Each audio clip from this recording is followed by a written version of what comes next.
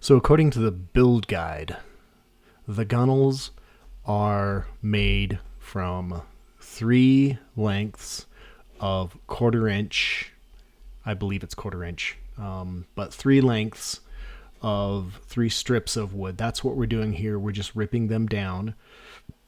The underside of these strips are actually angled. There's a slight angle on them. And the reason for that is that the part where you lift on the gunnels, where you hold your fingers, they're angled in and up toward the hull so that you have a nice grip, a non-slip grip. So anyway, the tough part about this is actually the epoxy part. So you don't want to epoxy the new gunnels and then apply them.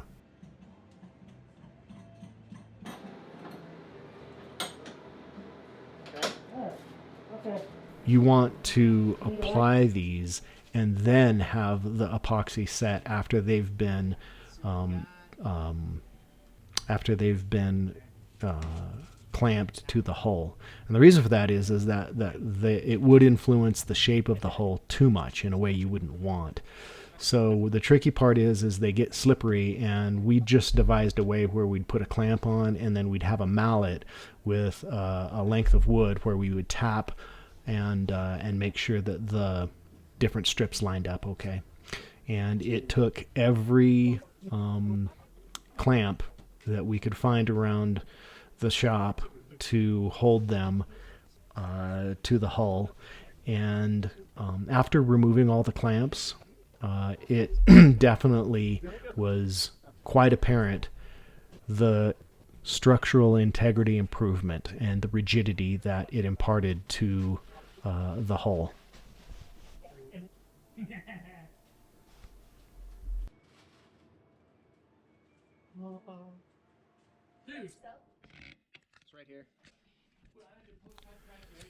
This is a shot of the gunnel on the port side going beyond the gunnel on the starboard side.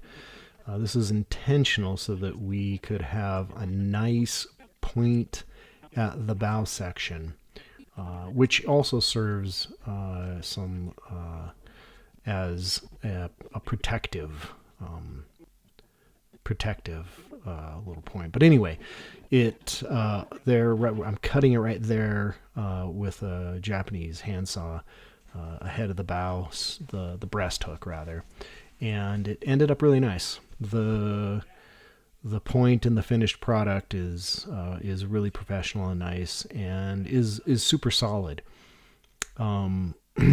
There's no other way to really do it.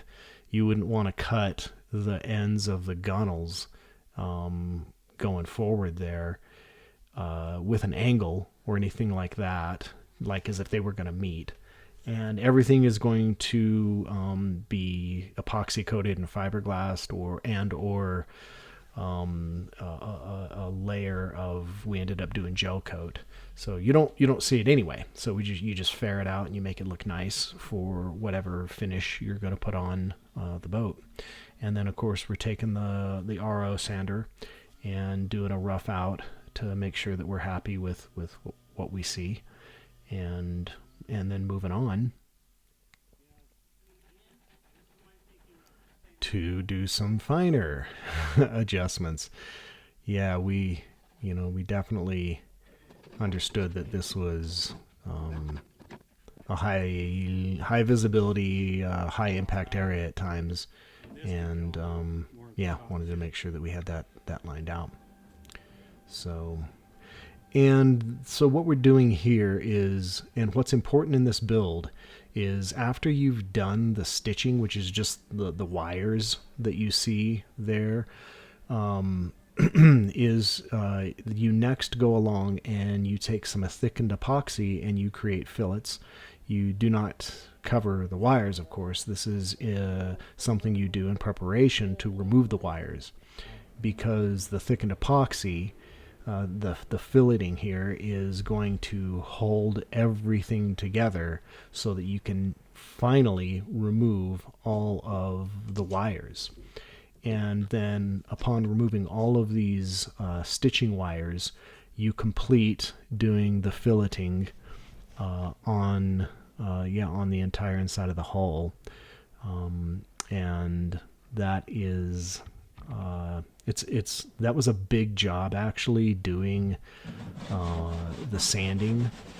It was labor and time intensive. And there's one little secret that I had kind of known about, but I didn't really consider it as being critical in any stage of this build.